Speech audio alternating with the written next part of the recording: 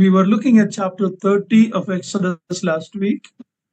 ಕಳೆದ ವಾರ ನಾವು ವಿಮೋಚನ ಕಾಂಡ ಪುಸ್ತಕದ 30ನೇ ಅಧ್ಯಾಯವನ್ನ ನಾವು ನೋಡಿಕೊಂಡೆವು. The chapter of worship. ಇದು ಆರಾಧನೆಯ ಒಂದು ಅಧ್ಯಾಯವಾಗಿದೆ. Who should worship? ಯಾರು ಆತನನ್ನು ಆರಾಧಿಸಬೇಕು? The ransomed ones. ಆ ಬಿಡುಗಡೆ ಮಾಡಲ್ಪಟ್ಟವರು ಅಥವಾ ಪ್ರಾಯಶ್ಚಿತ್ತ ಮಾಡಲ್ಪಟ್ಟವರು. The cleansed one and the anointed one. ಶುದ್ಧೀಕರಿಸಲ್ಪಟ್ಟವರು ಮತ್ತು ಅಭಿಷೇಕಿಸಲ್ಪಟ್ಟವರು ಆತನನ್ನು ಆರಾಧಿಸಬೇಕು. We also looked at the altar of incense, which represents the prayer that ascends to God. ಹಾಗೆ ನಾವು ಧೂಪ ವೇದಿಯ ಕುರಿತಾಗಿ ನಾವು ನೋಡಿಕೊಂಡೆವು. ಆ ಧೂಪ ವೇದಿಯು ಮೇಲಕ್ಕೆ ಏರಿ ಹೋಗುವ ಭಕ್ತರ ಪ್ರಾರ್ಥನೆಯನ್ನು ಸೂಚಿಸುವಂತದ್ದಾಗಿದೆ. Now we will start from chapter 31 of Exodus. ನಾವು 31ನೇ ಅಧ್ಯಾಯ ವಿಮೋಚನ ಕಾಂಡ ಪುಸ್ತಕದಿಂದ ಪ್ರಾರಂಭಿಸುತ್ತೇವೆ ಎಂದು. The theme of this chapter is the call of the spirit-filled craftsman to make the articles of the tabernacle. ಈ ಒಂದು ಅಧ್ಯಾಯದ ಮುಖ್ಯ ವಿಷಯವೇನೆಂದರೆ, ದೇವರ ಆತ್ಮನಿಂದ ತುಂಬಿಸಲ್ಪಟ್ಟು ಸಕಲ ವಿಧವಾದಂತಹ ವರಗಳನ್ನ ಕೊಡಲ್ಪಟ್ಟಂತಹ ಮನುಷ್ಯರು ದೇವರ ಗುಡಾರದ ಸೇವೆಗಾಗಿ ನೇಮಿಸಲ್ಪಡುವುದು ಅಥವಾ ಕರೆಯಲ್ಪಡುವುದು. Also it speaks about the Sabbath day. ಮತ್ತು ಅದು ಸಬ್ಬತ್ ದಿನದ ಕುರಿತಾಗಿಯೂ ಮಾತನಾಡುತ್ತದೆ. Let's read verses 1 to 6. 1ರಿಂದ 6ನೇ ವಚನಗಳವರೆಗೆ ಈಗ ಓದಿಕೊಳ್ಳೋಣ.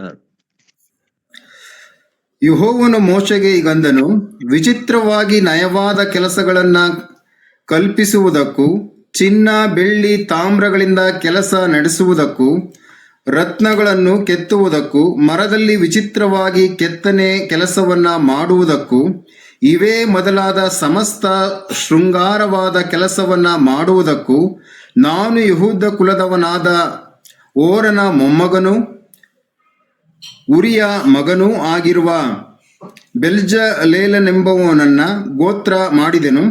ಅವನಿಗೆ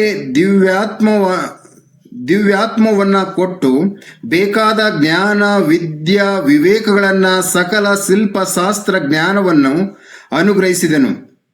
ಅವನೊಂದಿಗೆ ದಾನ್ ಕುಲದವನಾದ ಐಸಾಮಾಕನು ಮಗನಾದ ಒಹೋಲಿಯಾಬನು ನೇಮಿಸಿದನು. ಅದಲ್ಲದೆ ನಾನು ನಿನಗೆ ಆಜ್ಞಾಪಿಸಿದ್ದೆಲ್ಲವನ್ನ ಮಾಡುವುದಕ್ಕೆ ಎಲ್ಲರ ಹೃದಯದಲ್ಲಿ ಜ್ಞಾನವನ್ನ ಉಂಟು ಮಾಡಿದೆವು. This chapter seems to be a departure from the study of the tabernacle. ಈ ಒಂದು ಅಧ್ಯಾಯವನ್ನ ನಾವು ನೋಡುವಾಗ ದೇವದರ್ಶನದ ಗುಡಾರದ ವಿಷಯವನ್ನ ಬಿಟ್ಟು ಬೇರೆ ವಿಷಯಕ್ಕೆ ಹೋಗುವ ರೀತಿಯಲ್ಲಿ ಅನಿಸುತ್ತದೆ. Actually it is not. ಆದರೆ ಅದು ಆ ರೀತಿ ಅಲ್ಲ. What we have here is an interval between the giving of the law and the instruction of the tabernacle. ನಾವು ಇಲ್ಲಿ ನೋಡುತ್ತಿರುವಂತದ್ದು ಯಾವುದೆಂದರೆ, ದೇವರು ದೇವದರ್ಶನದ ಗುಡಾರ ಮಾಡಲ್ಪಡುವುದಕ್ಕೂ ಮತ್ತು ದಶಾಜ್ಞೆಗಳನ್ನ ಅಥವಾ ಧರ್ಮಶಾಸ್ತ್ರವನ್ನ ಕೊಡುವುದಕ್ಕೂ ಮಧ್ಯದಲ್ಲಿರುವಂತಹ ವಿರಾಮ ಕಾಲವೇ ಇದಾಗಿದೆ. Moses spent a great deal of time at Mount Sinai receiving all the instructions. ಮೋಶೆಯು ತುಂಬಾ ದಿನಗಳ ಕಾಲ ಸೀನಾಯಿ ಬೆಟ್ಟದ ಮೇಲೆ ಇದ್ದುಕೊಂಡು ದೇವರ ಆಜ್ಞೆಗಳನ್ನ ಆತನು ಹೊಂದಿಕೊಂಡನು. The children of Israel became somewhat impatient while they were waiting for his return. ಆತನ ಹಿಂತಿರುಗುವಿಕೆಗಾಗಿ ಕಾಯುತ್ತಿದ್ದಂತಹ ಇಸ್ರಾಯೇಲರು ಅವರು ಆತುರಪಟ್ಟು ತಾಳ್ಮೆ ಕಳೆದುಕೊಂಡರು. We will read about that in the next chapter. ಅದನ್ನ ನಾವು ನಂತರದ ಅಧ್ಯಾಯದಲ್ಲಿ ನಾವು ನೋಡಿಕೊಳ್ಳುತ್ತೇವೆ. Waiting for God's time is always difficult but necessary. ದೇವರ ಸಮಯಕ್ಕಾಗಿ ಕಾದಿರುವಂತದ್ದು ಅದು ಕಷ್ಟಕರವಾಗಿದ್ದರೂ ಸಹ ಅದು ಬೇಕಾದಂತಹ ಕಾರ್ಯವಾಗಿದೆ. So this chapter tells about the workmen who made the tabernacle. ಈ ಒಂದು ಅಧ್ಯಾಯವು ಕುಶಲಗಾರರು ಯಾರ್ಯಾರು ದೇವದರ್ಶನ ಗುಡಾರವನ್ನ ಮಾಡಿದರು ಎಂಬುದರ ಕುರಿತಾಗಿ ಮಾತನಾಡುತ್ತದೆ. And especially about the leader who was given the special gift for making the articles and the furniture. ಆ ಎಲ್ಲಾ ಕುಶಲಗಾರರ ನಾಯಕನಾಗಿದ್ದಂಥವನ ಕುರಿತಾಗಿ ಮುಖ್ಯವಾಗಿ ಮಾತನಾಡುತ್ತದೆ. ಆತನಲ್ಲಿ ದೇವರು ತನ್ನ ಜ್ಞಾನವನ್ನ, ತನ್ನ ಆತ್ಮನನ್ನ ಇರಿಸಿ ಆತನಿಗೆ ಬೇಕಾದ ಎಲ್ಲಾ ಜ್ಞಾನವನ್ನ ಕೊಟ್ಟನು. In the word of God, we see a call to salvation, come unto me. Also, we see a call for service. ನಾವು ದೇವರ ವಾಕ್ಯದಲ್ಲಿ ನೋಡಿಕೊಳ್ಳುತ್ತೇವೆ ಏನಂದ್ರೆ, ರಕ್ಷಣೆಗಾಗಿ ಕರೆಯಲ್ಪಟ್ಟವರು ನನ್ನ ಬಳಿಗೆ ಬನ್ನಿರಿ, ಮತ್ತು what is the next one uncle? Call for service. ಮತ್ತು ಸೇವೆಗಾಗಿ ಕರೆಯಲ್ಪಟ್ಟವರ ಕುರಿತಾಗಿ ನಾವು ನೋಡುತ್ತೇವೆ. God calls for his service, he will equip the person. ದೇವರು ಒಂದು ವೇಳೆ ತನ್ನ ಸೇವೆಗೆ ಯಾರನ್ನಾದರೂ ಕರೆಯುವುದಾದರೆ ಅವರಿಗೆ ಬೇಕಾದದೆಲ್ಲವನ್ನ ಅಥವಾ ಜ್ಞಾನವನ್ನ ಕೊಡುತ್ತಾನೆ. We read of God calling us before the foundation of the world. ನಾವು ದೇವರು ಜಗದುತ್ಪತ್ತಿಗೆ ಮುಂಚೆ ಅಥವಾ ಈ ಲೋಕದ ಅಸ್ತಿವಾರಕ್ಕೆ ಹಾಕಲ್ಪಡುವುದಕ್ಕಿಂತ ಮುಂಚೆಯೇ ನಮ್ಮನ್ನ ಕರೆದನು ಎಂಬುದಾಗಿ ಓದುತ್ತೇವೆ. Jeremiah and Paul all talks about God calling from the mother's womb. ಯೆರೆಮೀಯನು ಮತ್ತು ಪೌಲನು ಸಹ ದೇವರು ನಮ್ಮನ್ನ ತಾಯಿಯ ಗರ್ಭದಲ್ಲಿಯೇ ಕರೆದದ್ದರ ಕುರಿತಾಗಿ ಮಾತನಾಡುತ್ತಾರೆ. When God calls us, we should be available. ದೇವರು ನಮ್ಮನ್ನ ಕರೆಯುವಾಗ ನಾವು ಸಿಕ್ಕುವವರಾಗಿರಬೇಕು. God is not looking at our ability, but our availability. ದೇವರು ನಮ್ಮಲ್ಲಿರುವಂತಹ ಸಾಮರ್ಥ್ಯವನ್ನ ನೋಡುವುದಿಲ್ಲ, ಬದಲಾಗಿ ನಮ್ಮ ಲಭ್ಯತೆಯ ಕುರಿತಾಗಿ ಆತನು ನೋಡುತ್ತಾನೆ. When we are available, he will equip us to do his will. ನಾವು ಆತನಿಗೆ ಲಭ್ಯವಾಗಿರುವಾಗ ಆತನು ನಮ್ಮನ್ನ ತನ್ನ ಸೇವೆ, ಆತನ ಚಿತ್ತವನ್ನು ನೆರವೇರಿಸಲಿಕ್ಕೆ ಶಕ್ತರನ್ನಾಗ ಮಾಡುತ್ತಾನೆ. Here we see we have Bezalel, son of Uri, son of the Hur of the tribe of Judah. ಇಲ್ಲಿ ಯೂದ ಕುಲದವನಾದಂತಹ Verse 1. ಹೂರನ ಮೊಮ್ಮಗನು, ಊರಿಯ ಮಗನು ಆಗಿರುವ ಬೆಚಲೇಲ ಎಂಬವನ ಕುರಿತಾಗಿ ಓದುತ್ತೇವೆ. Now in Exodus 17 we read about one who stood with when Moses was in the mountain fighting with the Amalekites.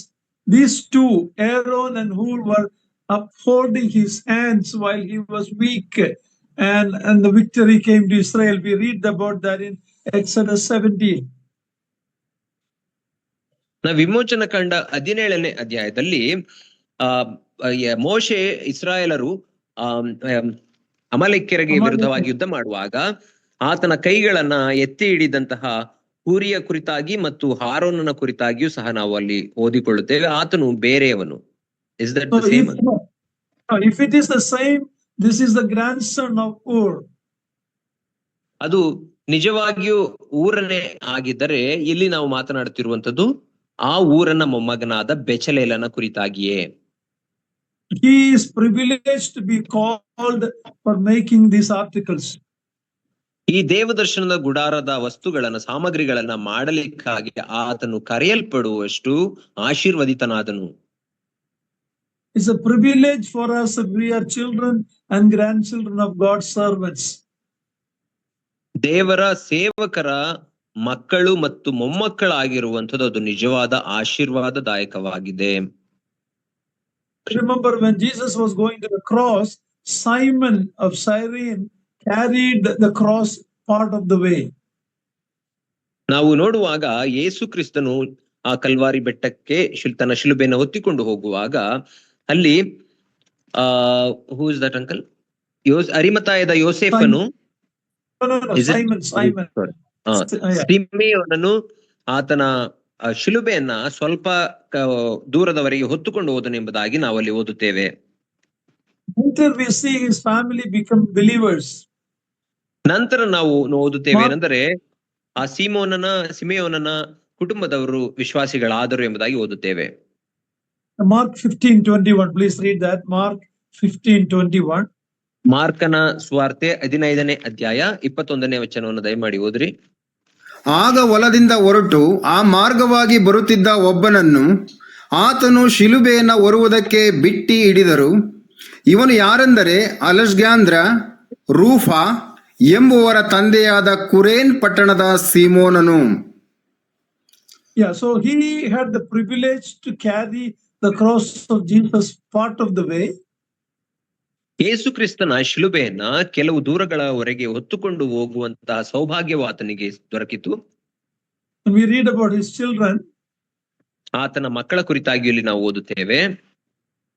later we see in Romans 16:13, we read about Rufus and his mother, that is Simon's wife. What a privilege to serve God. Your generation will be blessed. ನಂತರ ನಾವು ರೋಮಾಪುರದವರಿಗೆ ಬರೆದ ಪತ್ರಿಕೆ 16 ಮತ್ತು 16ನೇ ಅಧ್ಯಾಯ 13ನೇ ವಚನದಲ್ಲಿ ರೂಫನ ಕುರಿತಾಗಿಯೂ ಆತನ ತಾಯಿಯ ಕುರಿತಾಗಿಯೂ ನಾವು ಓದುತ್ತೇವೆ. ದೇವರ ಸೇವೆಯನ್ನ ಮಾಡುವಂಥದ್ದು ಇದು ಎಂಥ ಆಶೀರ್ವಾದದ ಕೆಲಸವಲ್ಲವೇ. So it is a privilege to have some part in God's work. Your generation also will be blessed. ಆದ್ದರಿಂದ ದೇವರ ಸೇವೆಯಲ್ಲಿ ನಾವು ಸ್ವಲ್ಪ ಪಾಲು ತೆಗೆದುಕೊಳ್ಳುವಂಥದ್ದು ಅದು ತುಂಬಾ ಆಶೀರ್ವಾದದಾಯಕವಾಗಿದೆ. ಯಾಕಂದರೆ ಅದರಿಂದ ನಮ್ಮ ಸಂತಾನದವರಿಗೂ ಆಶೀರ್ವಾದ ಉಂಟಾಗುತ್ತದೆ. So having given Moses the direction for constructing the tabernacle and the instruction for its service, now the Lord appoints the artisans who are to do the work. ದೇವರ ಸೇವೆಯನ್ನ ಮತ್ತು ಆತನ ಗುಡಾರವನ್ನ ಮಾಡಬೇಕಾದಂತಹ ಕ್ರಮದ ಕುರಿತಾಗಿ ನಿರ್ದೇಶನವನ್ನು ಕೊಟ್ಟ ನಂತರ ಮೋಶೆಗೆ ದೇವರು ಕೆಲವರನ್ನ ತನ್ನ ಗುಡಾರದ ಕೆಲಸವನ್ನ ಮಾಡಲಿಕ್ಕಾಗಿ ಕುಶಲಕರ್ಮಿಗಳನ್ನ ನೇಮಿಸುತ್ತಾನೆ. Bezalel was given the overall oversight of the project and Oholiab to be his assistant. ಬೆಚಲೇಲನಿಗೆ ಎಲ್ಲಾ ದೇವದರ್ಶನದ ಗುಡಾರದ ಕೆಲಸದ ಮೇಲ್ವಿಚಾರಣೆಯನ್ನ ಕೊಟ್ಟಂತ ದೇವರು ಆತನಿಗೆ ಕೆಳಗಡೆ ಆತನ ಕೈ ಕೆಲಸದಲ್ಲಿ ಕೆಳಗಡೆ ಕೆಲಸ ಮಾಡಲಿಕ್ಕೆ ಒಹೋಲಿಯಾಬನನ್ನ ನೇಮಿಸಿದನು. We also read about others in verse 6. All who were skilled, I have put skill that they may make. So not only one person or his assistant, there was a group of people who God has given wisdom to make the articles. ನಂತರ ನಾವು 6ನೇ ವಚನದಲ್ಲಿ ಅನೇಕರ ಹೆಸರುಗಳನ್ನ ನಾವು ನೋಡುತ್ತೇವೆ. ಕೇವಲ ಇಲ್ಲಿ ಒಬ್ಬ ಮೇಲ್ವಿಚಾರಕನು ಮತ್ತು ಆತನ ಸಹಾಯಕನನ್ನ ಮಾತ್ರ ಕಾಣುವುದಿಲ್ಲ, ಬದಲಾಗಿ ದೇವರು ತನ್ನ ಆತ್ಮನನ್ನ ಇರಿಸಿ ಅವರಿಗೆ ಜ್ಞಾನವನ್ನು ಕೊಟ್ಟಿದ್ದೇನೆ ಎಂಬುದಾಗಿ ಹೇಳುವಂತಹ ಅನೇಕರ ಹೆಸರುಗಳನ್ನ ಇಲ್ಲಿ 6ನೇ ವಚನದಲ್ಲಿ ಓದುತ್ತೇವೆ.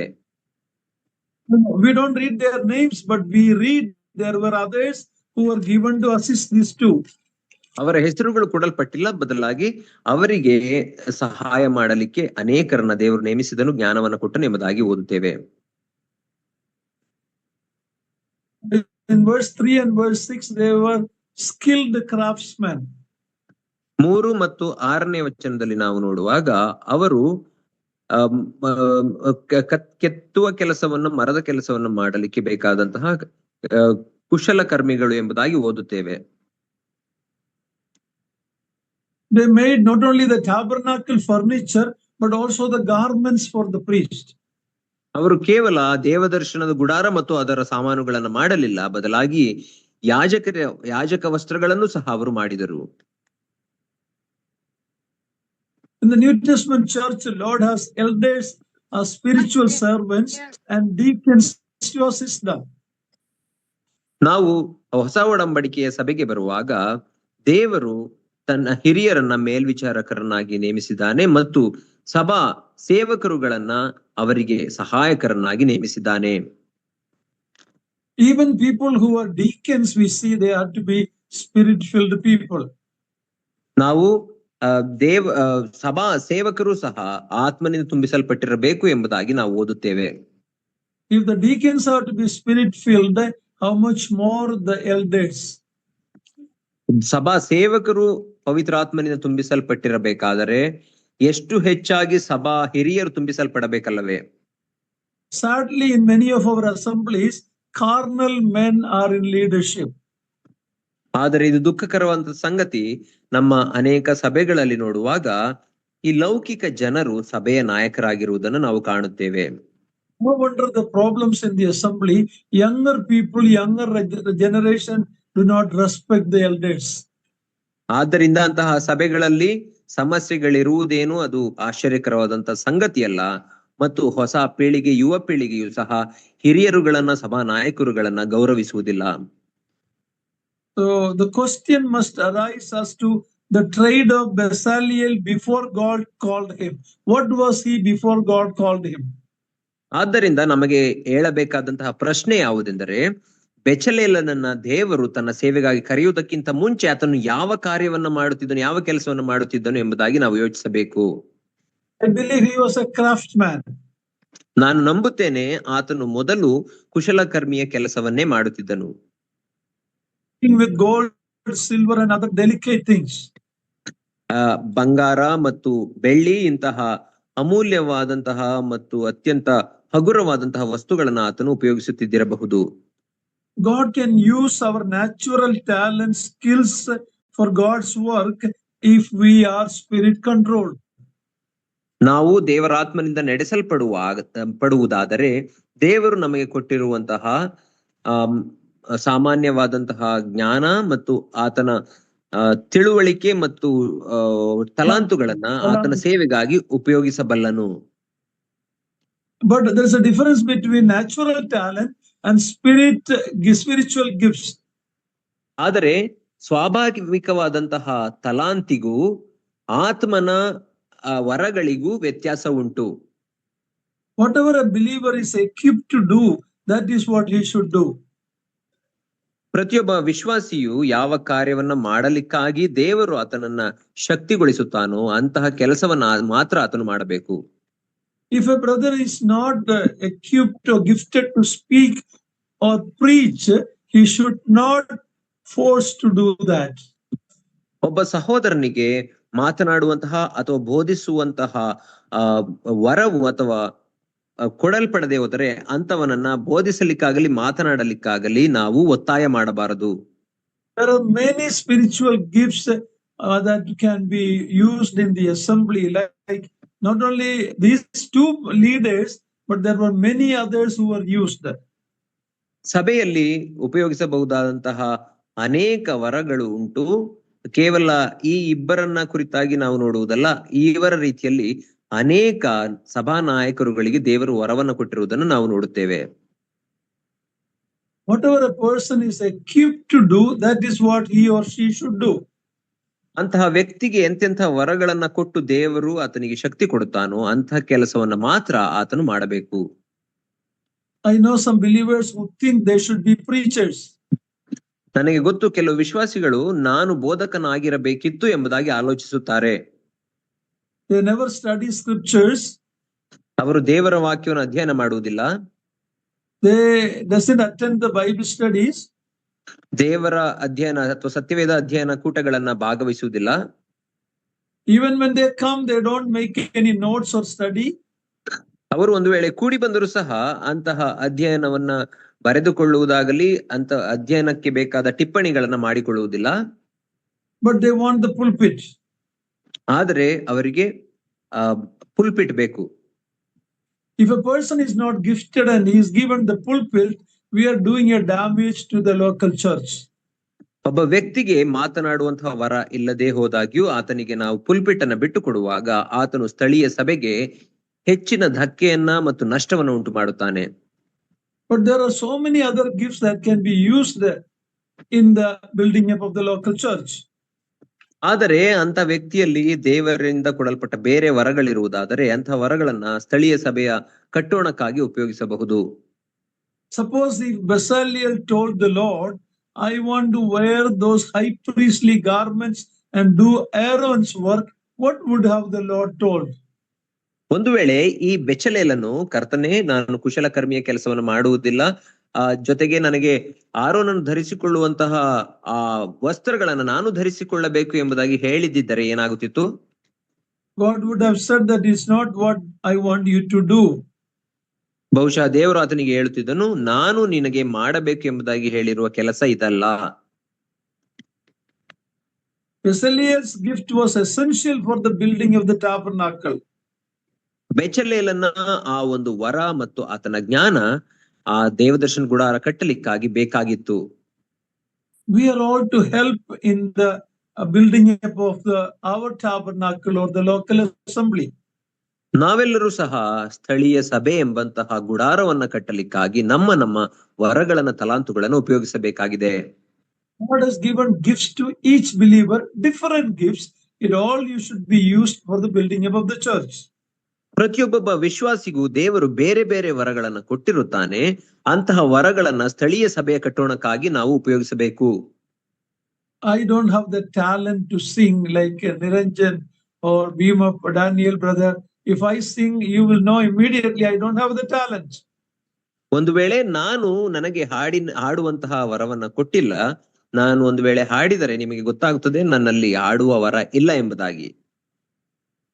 So I should not force to sing and it will be not very profitable to everyone. ಆದ್ದರಿಂದ ನನ್ನನ್ನ ಹಾಡು ಎಂಬುದಾಗಿ ಯಾರು ಒತ್ತಾಯಿಸಬಾರದು, ಅದರಿಂದ ಹೆಚ್ಚು ಜನರಿಗೆ ಪ್ರಯೋಜನವಾಗುವುದಿಲ್ಲ. But I believe God has given different gifts. ಆದರೆ ಪ್ರತಿಯೊಬ್ಬರಿಗೂ ದೇವರು ಬೇರೆ ಬೇರೆ ವರಗಳನ್ನು ಕೊಟ್ಟಿದ್ದಾನೆ ಎಂಬುದಾಗಿ ನಂಬುತ್ತೇನೆ. We should never think that preaching or singing in the choir is the only gift.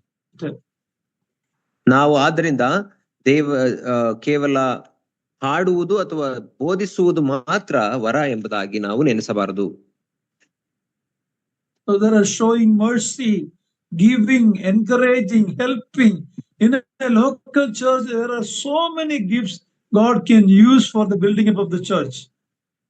ಕರುಣೆ ತೋರಿಸುವುದು, ಪ್ರೋತ್ಸಾಹಿಸುವಂಥದ್ದು, ಸಹಾಯ ಮಾಡುವಂಥದ್ದು, ಇಂತಹ ಅನೇಕ ವರಗಳನ್ನ ದೇವರು ವಿಶ್ವಾಸಿಗಳಿಗೆ ಕೊಟ್ಟಿದ್ದಾನೆ. ಅಂತಹ ವರಗಳನ್ನು ಉಪಯೋಗಿಸಿಕೊಂಡು ಸ್ಥಳೀಯ ಸಭೆಯ ಕಟ್ಟೋಣಕ್ಕಾಗಿ ನಾವು ಬಳಸಬಹುದಾಗಿದೆ. The local church, the church is compared to the body of Christ. A body has many members. All has to work together for the balanced growth of the body, the local church. ಸ್ಥಳೀಯ ಸಭೆಯನ್ನ ಕ್ರಿಸ್ತನ ದೇಹಕ್ಕೆ ಹೋಲಿಸಿರುವುದನ್ನು ನಾವು ಕಾಣುತ್ತೇವೆ. ಪ್ರತಿಯೊಂದು ಸಭೆಗೆ ಎಲ್ಲರೂ ಅಂಗಗಳು ಇದ್ದ ಹಾಗೆ ಸಭೆಯು ಅದು ಉತ್ತಮ ರೀತಿಯಲ್ಲಿ ಸಮತೋಲನವಾಗಿ ಅಭಿವೃದ್ಧಿ ಆಗಬೇಕಾದರೆ ಪ್ರತಿಯೊಬ್ಬರೂ ಅದರಲ್ಲಿ ಕೆಲಸ ಮಾಡಬೇಕು ತಮ್ಮ ವರಗಳನ್ನು ಉಪಯೋಗಿಸಿ. Here we see Basiliel and Oholiab and many unnamed others.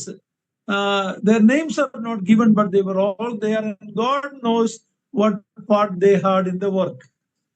ಬೆಚಲೇಲ ಮತ್ತು ಒಹೋಲಿಯಾಬನ ಕುರಿತಾಗಿ ಓದುತ್ತೇವೆ, ಆದರೆ ಇನ್ನು ಹೆಸರಿಸದ ಅನೇಕರುಗಳನ್ನು ನಾವು ಕಾಣುತ್ತೇವೆ. ಅವರು ಇಲ್ಲಿ ಹೆಸರಿಸಲ್ಪಡದೆ ಇದ್ದರೂ ಸಹ ಅವರು ಯಾವ ಕಾರ್ಯಗಳನ್ನ ದೇವದರ್ಶನದ ಗುಡಾರಕ್ಕಾಗಿ ಮಾಡಿದರು ಎಂಬುದು ದೇವರಿಗೆ ಗೊತ್ತುಂಟು.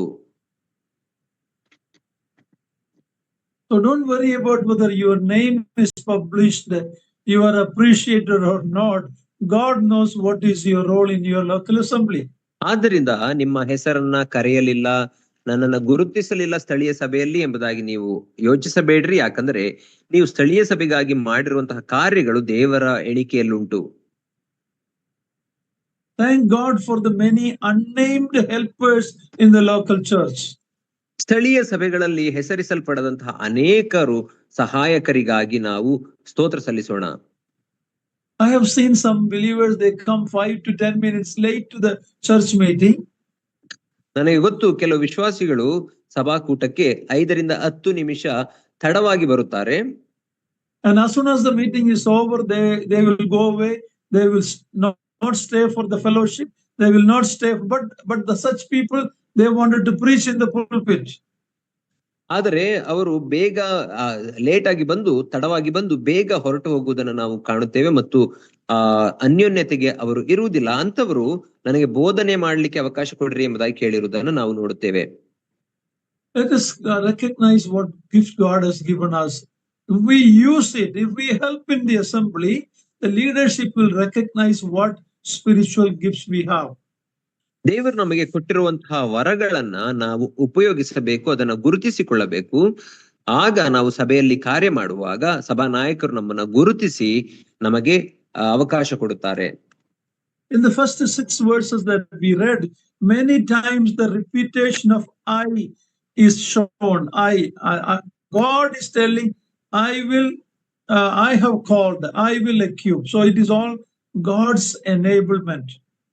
31ನೆಯ ಅಧ್ಯಾಯದ ಮೊದಲನೆಯ 6 ವಚನಗಳಲ್ಲಿ ಅನೇಕ ಬಾರಿ ನಾನು ಜ್ಞಾನವನ್ನ ಇರಿಸಿದ್ದೇನೆ, ನಾನು ಜ್ಞಾನವನ್ನ ಕೊಟ್ಟಿದ್ದೇನೆ, ನಾನು ಆತನಲ್ಲಿ ಶಕ್ತಿಯನ್ನ ಇಟ್ಟಿದ್ದೇನೆ ಎಂಬುದಾಗಿ ದೇವರು ಹೇಳುವುದನ್ನು ನಾವು ಕಾಣುತ್ತೇವೆ. ಆದ್ದರಿಂದ ದೇವರು ನಮ್ಮನ್ನ ಸಶಕ್ತರನ್ನಾಗಿ ಮಾಡುತ್ತಾನೆ.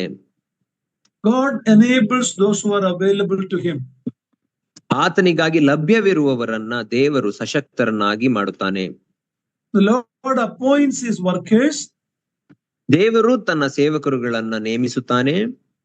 He endows them with ability and talent. ಅವರಿಗೆ ತನ್ನ ಜ್ಞಾನ ಮತ್ತು ಸಾಮರ್ಥ್ಯಗಳನ್ನ ಕೊಡುವುದರ ಮೂಲಕ ಅವರನ್ನ ಪ್ರೋತ್ಸಾಹಿಸುತ್ತಾನೆ. And he gives them a work for his glory. ಆತನ ಮಹಿಮೆಗಾಗಿ ಅವರಿಗೆ ಕೆಲಸವನ್ನ ಕೊಡುತ್ತಾನೆ. And then at the end he rewards them. ಅಂತ್ಯದಲ್ಲಿ ಅವರಿಗೆ ಬೇಕಾದಂತ ಬಿರುದುಗಳನ್ನು ಸಹ ಆತನು ಕೊಡುತ್ತಾನೆ. Do you know what is your spiritual gift? ನಿಮಗೆ ನಿಮ್ಮ ಆತ್ಮೀಕ ವರ ಯಾವುದು ಎಂಬುದಾಗಿ ಗೊತ್ತುಂಟಾ? Only when you get involved in the different works of the assembly, the leadership will recognize and you will enjoy doing the gift, what gift God has given you. ನೀವು ಸ್ಥಳೀಯ ಸಭೆಯ ಕಾರ್ಯಗಳಲ್ಲಿ ನಿಮ್ಮನ್ನ ತೊಡಗಿಸಿಕೊಳ್ಳುವಾಗ ಮಾತ್ರ ನಿಮ್ಮಲ್ಲಿ ಯಾವ ವರವು ಇದೆ ಎಂಬುದು ಗೊತ್ತಾಗುತ್ತದೆ. ಆಗ ಸಭಾ ನಾಯಕರು ನಿಮ್ಮನ್ನ ಗುರುತಿಸಿ ಸೇವೆಗಾಗಿ ಉಪಯೋಗಿಸಿಕೊಳ್ಳುತ್ತಾರೆ. Whether your name is published or not, you have a work in the house of God. ನಿಮ್ಮ ಹೆಸರು ಕರೆಯಲ್ಪಡುತ್ತದೋ ಇಲ್ಲವೋ ಆದಾಗ್ಯೂ ಸಹ ನಿಮಗೆ ದೇವರ ಆಲಯದಲ್ಲಿ ದೇವರ ಮನೆಯಲ್ಲಿ ಕೆಲಸ ಉಂಟು. Okay, now let's read verse 7 to 11. ಈಗ 7ರಿಂದ 11ರವರೆಗೆ ಓದಿಕೊಳ್ಳೋಣ.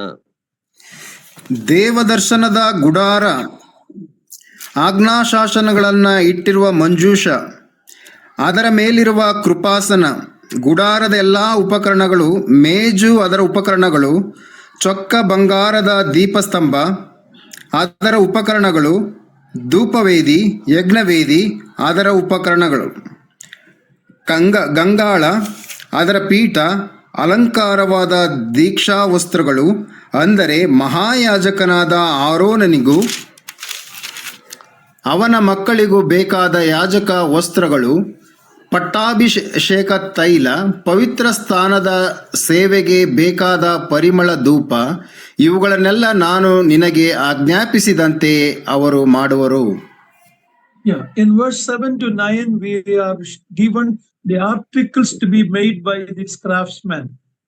7ರಿಂದ 11ನೇ ವಚನಗಳವರೆಗೆ ನಾವು ನೋಡುವಾಗ ಈ ಕುಶಲಕರ್ಮಿಗಳು ಮಾಡಬೇಕಾದಂತಹ ವಸ್ತುಗಳು, ಉಪಕರಣಗಳ ಕುರಿತ ಹೆಸರುಗಳನ್ನು ನಾವು ಓದುತ್ತೇವೆ. We have looked at it earlier. I'm not going to repeat it, but that includes making the oil and the incense. ಈ ಹಿಂದೆ ನಾವು ಅವುಗಳನ್ನೆಲ್ಲ ನೋಡಿಕೊಂಡಿದ್ದೇವೆ, ಮತ್ತೆ ನಾನು ಇಲ್ಲಿ ಪುನರುಚ್ಚರಿಸುವುದಿಲ್ಲ. ಆದರೆ ಅದರೊಟ್ಟಿಗೆ ಅಭಿಷೇಕ ತೈಲ ಮತ್ತು ಅದಕ್ಕೆ ಬೇಕಾದಂತಹ ಸುಗಂಧ ದ್ರವ್ಯಗಳನ್ನು ಸಹ ಇವರೇ ಮಾಡಬೇಕು. Okay, now let's read verse 12 to 18, the last part. 12ರಿಂದ 18ನೇ ವಚನಗಳವರೆಗೆ ಕಡೆಯ ಭಾಗವನ್ನು ನಾವು ಓದಿಕೊಳ್ಳೋಣ. ಯೆಹೋವನು ಮೋಶೆಗೆ ಹೀಗಂದನು, ನೀನು ಇಸ್ರಾಯೇಲರಿಗೆ ಆಜ್ಞಾಪಿಸಬೇಕಾದದ್ದೇನೆಂದರೆ, ನಾನು ನೇಮಿಸಿರುವ ಸಬ್ಬತ್ ದಿನಗಳನ್ನ ನೀವು ತಪ್ಪದೆ ಆಚರಿಸಬೇಕು. ನಿಮ್ಮನ್ನ ದೇವಜನರನ್ನಾಗಿ ಮಾಡಿರುವ ಯೆಹೋವನು ನಾನೇ ಎಂದು ನೀವು ತಿಳುಕೊಳ್ಳುವಂತೆ ಇದೇ ನನಗೂ ನಿಮಗೂ ನಿಮ್ಮ ಸಂತತಿಯವರಿಗೂ ಇರುವ ಗುರುತು. ಆದ ಕಾರಣ ನೀವು ಸಬ್ಬತ್ ದಿನವನ್ನ ದೇವರ ದಿನವೆಂದು ಭಾವಿಸಿ ಆಚರಿಸಬೇಕು. ಅದನ್ನು ಅಪರಿಶುದ್ಧವಾದದ್ದೆಂದು ಎಣಿಸಿ ನಡೆದವನಿಗೆ ಮರಣ ಶಿಕ್ಷೆ ಆಗಬೇಕು. ಆ ದಿನದಲ್ಲಿ ಕೆಲಸವೇನಾದರೂ ಮಾಡುವವನು ತನ್ನ ಕುಲದಿಂದ ತೆಗೆದು ಹಾಕಲ್ಪಡಬೇಕು. 6 ದಿನಗಳು ಕೆಲಸ ಮಾಡಬೇಕು. 7ನೆಯ ದಿವಸ ಸಂಪೂರ್ಣವಾಗಿ ಕೆಲಸವನ್ನ ನಿಲ್ಲಿಸಬೇಕಾದ ಸಬ್ಬತ್ತಿನವಾಗಿದೆ. ಅದು ಯೆಹೋವನಿಗೆ ಪರಿಶುದ್ಧವಾದ ದಿನ. ಇಂಥ ಸಬ್ಬತ್ತಿನದಲ್ಲಿ ಕೆಲಸವೇನಾದರೂ ಮಾಡುವವನಿಗೆ ಮರಣ ಶಿಕ್ಷೆ ಆಗಬೇಕು. ಆದುದರಿಂದ ಇಸ್ರಾಯೇಲರು ಸಬ್ಬತ್ ದಿವಸವನ್ನ ಆಚರಿಸಬೇಕು. ಈ ಆಚರಣೆಯು ಅವರಿಗೂ ಅವರ ಸಂತತಿಯವರಿಗೂ ಶಾಶ್ವತವಾದ ನಿಬಂಧನ, ನನಗೂ ಇಸ್ರಾಯೇಲರಿಗೂ ನಡುವೆ ಇದು ಸದಾಕಾಲವು ಗುರುತು. 6 ದಿನಗಳಲ್ಲಿ ಯೆಹೋವನು ಭೂಮ್ಯಾಕಾಶಗಳನ್ನು ಉಂಟು ಮಾಡಿ 7ನೆಯ ದಿನದಲ್ಲಿ ಕೆಲಸವನ್ನ ಮಾಡದೆ ವಿಶ್ರಮಿಸಿಕೊಂಡನಲ್ಲವೇ. 18ನೇ ವಚನ. ಯೆಹೋವನು ಸೀನಾಯಿ ಬೆಟ್ಟದಲ್ಲಿ ಮೋಶೆಯ ಸಂಗಡ ಮಾತಾಡುವುದನ್ನ ಮುಗಿಸಿದ ಮೇಲೆ ಅವನಿಗೆ ಆ 2 ಆಜ್ಞಾಶಾಸನಗಳನ್ನು ಕೊಟ್ಟನು. ಅವು ದೇವರ ಕೈಯಿಂದ ಕೆತ್ತಲ್ಪಟ್ಟ ಶಿಲಾಶಾಸನಗಳೇ. Now we are coming to a passage that is of profound interest and important to see. ನಾವು ಈಗ ಅತ್ಯಂತ ಪ್ರಾಮುಖ್ಯವಾದಂತಹ ಮತ್ತು ಆಸಕ್ತಿದಾಯಕವಾದಂತಹ ವಾಕ್ಯ ಭಾಗಕ್ಕೆ ಬರುತ್ತಿದ್ದೇವೆ. It has to do with the Sabbath day. ಇದು ಸಬ್ಬತ್ ದಿನದ ಕುರಿತಾದದ್ದು. It is something that many people pass over. ಇದನ್ನ ಅನೇಕ ಜನರು ದಾಟಿ ಹೋಗುವುದನ್ನ ನಾವು ಕಾಣುತ್ತೇವೆ.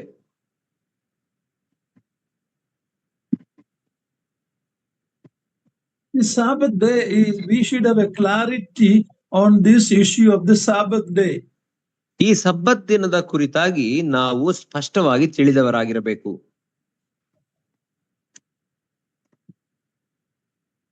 The Sabbath day is given to man right after the creation. ಸಬ್ಬತ್ ದಿನವನ್ನ ದೇವರು ತನ್ನ ಸೃಷ್ಟಿ ಕಾರ್ಯವನ್ನ ಮುಗಿಸಿದ ನಂತರ ದಿನದಲ್ಲಿಯೇ ಆತನು ಅವರಿಗೆ ನೇಮಿಸಿದನು. Verse 17. 17ನೆಯ ವಚನವನ್ನ ನೀವು ನೋಡುವುದಾದರೆ, Yeah, we read that in verse 17. 17ನೇ ವಚನದಲ್ಲಿ ಅದನ್ನು ಓದುತ್ತೇವೆ.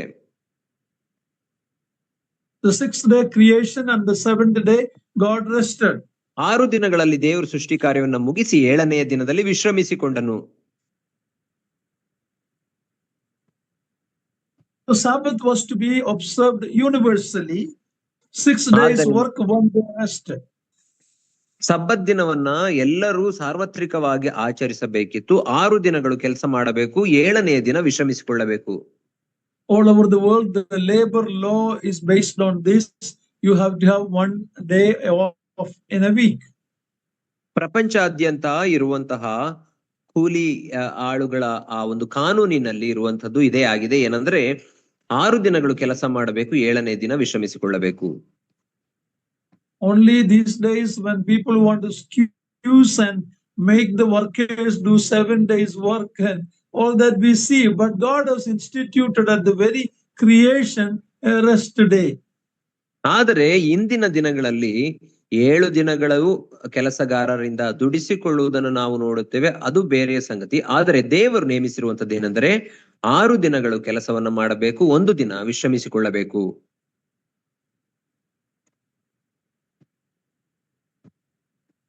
God knows our body need rest. ದೇವರಿಗೆ ಗೊತ್ತುಂಟು ನಮ್ಮ ದೇಹಗಳಿಗೆ ವಿಶ್ರಾಂತಿಯ ಅವಶ್ಯಕತೆ ಇದೆ. We read in verse 17, God also rested. 17ನೆಯ ವಚನದಲ್ಲಿ ನಾವು ಓದುತ್ತೇವೆ ಏನೆಂದರೆ ದೇವರು ಸಹ ವಿಶ್ರಮಿಸಿಕೊಂಡನು. Now that doesn't mean God was tired and he had to take rest like us. We read our God does not sleep or slumber. ಅದರ ಅರ್ಥ ದೇವರಿಗೆ ಆಯಾಸವಾಗಿತ್ತು, ಆದ್ದರಿಂದ ಆತನು ವಿಶ್ರಮಿಸಿಕೊಳ್ಳಬೇಕಾಯಿತು ಎಂಬುದಾಗಿ ಅಲ್ಲ. ಯಾಕೆಂದರೆ ನಾವು ಓದುತ್ತೇವೆ ನಮ್ಮ ದೇವರು ಆತನು ನಿದ್ರೆ ಮಾಡುವುದಿಲ್ಲ, ಆತನು ವಿಶ್ರಮಿಸಿಕೊಳ್ಳುವುದಿಲ್ಲ ಎಂಬುದಾಗಿ ಓದುತ್ತೇವೆ. But it is mean that he was satisfied with what he has made.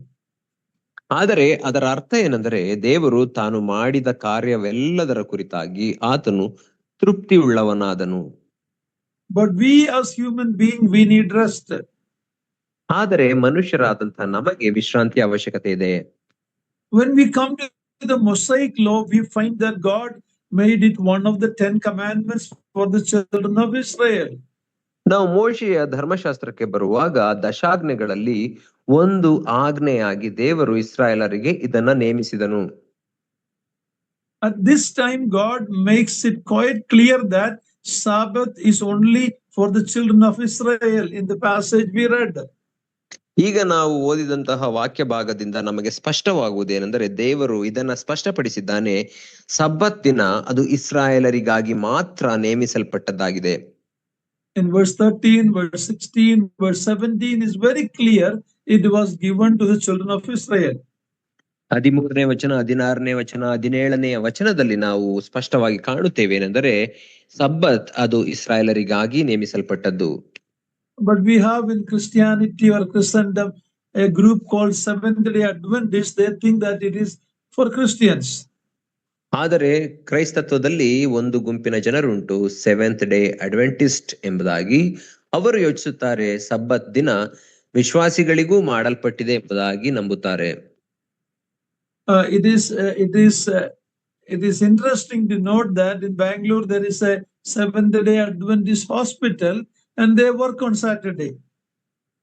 ಆದರೆ ಇದು ಸ್ವಾರಸ್ಯಕರವಾಗಿ ಆಶ್ಚರ್ಯಕರವಾಗಿ ಕಾಣುತ್ತದೆ ಏನೆಂದರೆ ಬೆಂಗಳೂರಿನಲ್ಲಿ ಆ ಸೆವೆಂತ್ ಡೇ ಅಡ್ವೆಂಟಿಸ್ಟ್ ಅವರ ಒಂದು ಆಸ್ಪತ್ರೆ ಉಂಟು. ಅವರು ಶನಿವಾರವೂ ಸಹ ಕೆಲಸ ಮಾಡುವುದನ್ನು ನಾವು ನೋಡುತ್ತೇವೆ.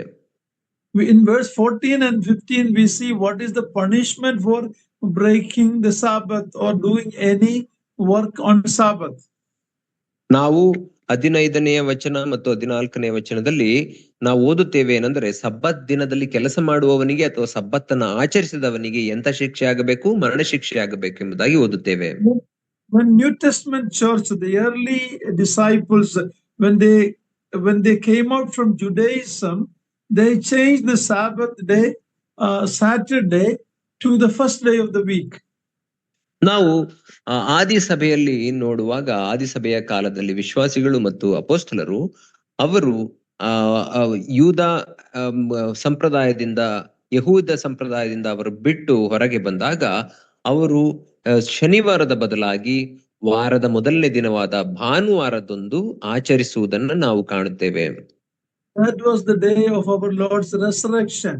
That is where the early church observed the Lord's Supper. ಯಾಕಂದರೆ ವಾರದ ಮೊದಲನೇ ದಿನ ಭಾನುವಾರ ಅದು ನಮ್ಮ ಕರ್ತನಾಂತ ಯೇಸು ಕ್ರಿಸ್ತನು ಪುನರುತ್ಥಾನವಾದ ದಿನ. ಆ ದಿನದಲ್ಲಿಯೇ ಅವರು ಕರ್ತನ ಭೋಜನವನ್ನ ಆಚರಿಸಿದರು. Of course, we see that they did it daily, but for convenience and for overall convenience, they changed it to the first day of the week. ಹೌದು, ನಾವು ಅವರು ದಿನಾಲೂ ರೊಟ್ಟಿ ಮುರಿಯುವುದರಲ್ಲಿ ನಿರತರಾಗಿದ್ದರು ಎಂಬುದಾಗಿ ಓದುತ್ತೇವೆ. ಆದರೆ ಎಲ್ಲರ ಅನುಕೂಲಕ್ಕಾಗಿ ವಾರದ ಮೊದಲನೇ ದಿನ ಭಾನುವಾರ ಮಾತ್ರ ರೊಟ್ಟಿ ಮುರಿಯುವುದನ್ನು ಸಹ ಅವರು ಮಾಡುತ್ತಿದ್ದರು. You can do more than Lord's Day only, Sunday only, but the minimum coming together on the first day of the week. ನಾವು ಕೇವಲ ಕರ್ತನ ದಿನದಂದು ಅಥವಾ ಭಾನುವಾರದಂದು ಮಾಡುವುದು ಮಾತ್ರವಲ್ಲ, ದಿನಾಲೂ ಆಚರಿಸುವುದರಲ್ಲಿ ತಪ್ಪೇನಿಲ್ಲ. ಆದರೆ ಅನುಕೂಲಕ್ಕಾಗಿ ಎಲ್ಲರೂ ಭಾನುವಾರ ಕೂಡಿ ಬಂದು ಆಚರಿಸಬೇಕು. The point I am mentioning is the Sabbath was given specifically to Israel. ನಾನು ಇಲ್ಲಿ ನಿಮಗೆ ತಿಳಿಸುತ್ತಿರುವಂತಹ ಮುಖ್ಯವಾದ ವಿಷಯವೇನೆಂದರೆ ಸಬ್ಬತ್ ದಿನ ಅದು ಇಸ್ರಾಯೇಲರಿಗಾಗಿ ಮಾತ್ರ ನೇಮಿಸಲ್ಪಟ್ಟ ದಿನವಾಗಿತ್ತು. It was never given to the New Testament church. ಅದು ಹೊಸ ಒಡಂಬಡಿಕೆಯ ಸಭೆಗೆ ಅಥವಾ ವಿಶ್ವಾಸಿಗಳಿಗಾಗಿ ಎಂದೂ ಕೊಡಲ್ಪಡಲಿಲ್ಲ. When someone asks you when was the Sabbath day changed, ಯಾರಾದ್ರೂ ನಿಮ್ಮನ್ನ ಕೇಳುವುದಾದರೆ ಸಬ್ಬತ್ ದಿನ ಯಾವಾಗ ಬದಲಾಯಿತು ಎಂಬುದಾಗಿ, it was never changed, but it was done away with as far as the church is concerned. ಸಬ್ಬತ್ ದಿನವನ್ನ ಯಾರು ಬದಲಾಯಿಸಿಲ್ಲ. ಆದರೆ ಹೊಸ ಒಡಂಬಡಿಕೆಯಲ್ಲಿ ಸಭೆಯು ಪ್ರಾರಂಭವಾದಾಗ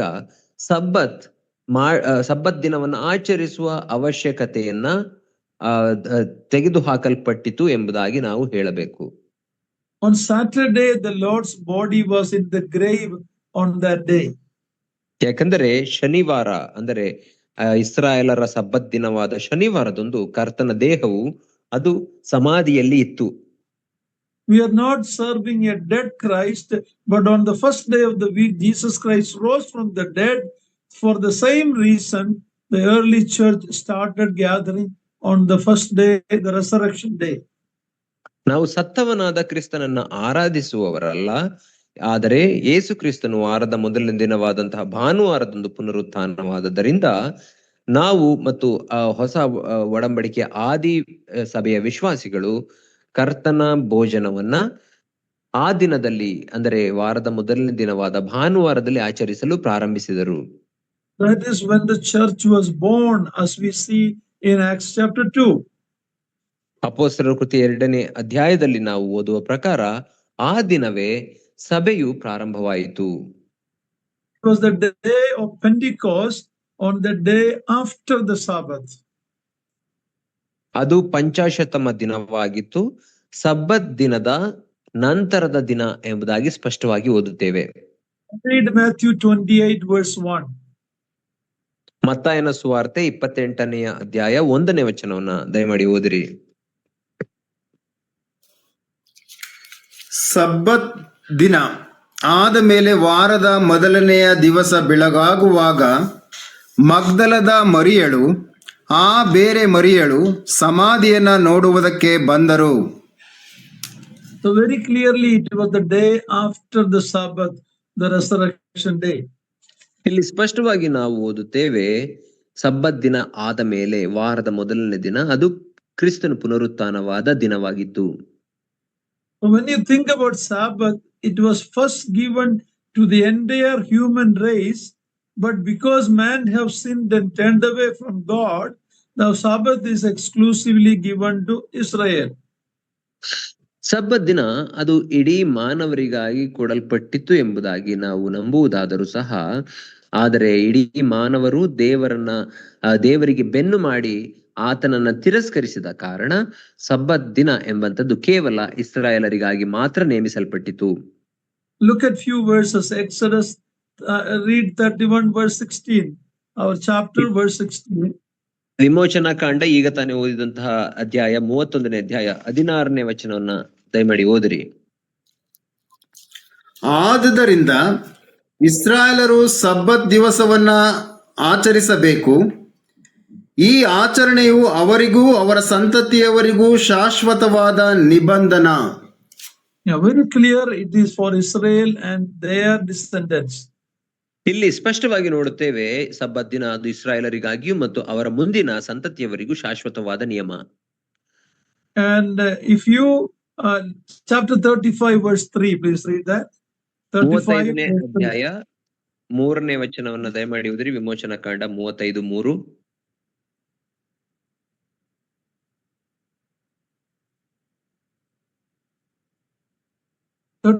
verse 3. 35ನೇ ಅಧ್ಯಾಯ ವಿಮೋಚನಾ ಕಾಂಡ 3ನೇ ವಚನ. ಆ ದಿನದಲ್ಲಿ ಕೆಲಸ ಮಾಡುವವನಿಗೆ ಮರಣ ದಂಡನೆ ಆಗಬೇಕು. ನೀವು ವಾಸಿಸುವ ಯಾವ ಸ್ಥಳದಲ್ಲಿ ಆದರೂ ಸಬ್ಬತ್ತಿನದಲ್ಲಿ ಬೆಂಕಿಯನ್ನ ಒತ್ತಿಸಬಾರದು ಎಂದು ಹೇಳಿದನು.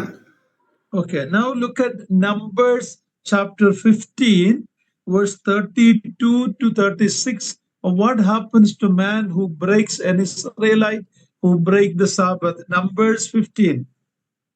ಅರಣ್ಯಕಾಂಡ 15ನೇ ಅಧ್ಯಾಯ 20 ಮತ್ತು 21ನೇ ವಚನದಲ್ಲಿ ಇದು ಸಬ್ಬತ್ ದಿನವನ್ನ ಮುರಿದ ವ್ಯಕ್ತಿಗೆ ಏನಾಯಿತು ಎಂಬುದನ್ನ ಅಲ್ಲಿ ಓದುತ್ತೇವೆ. ದಯಮಾಡಿ ಓದಿರಿ. Chapter 15 32 to 36.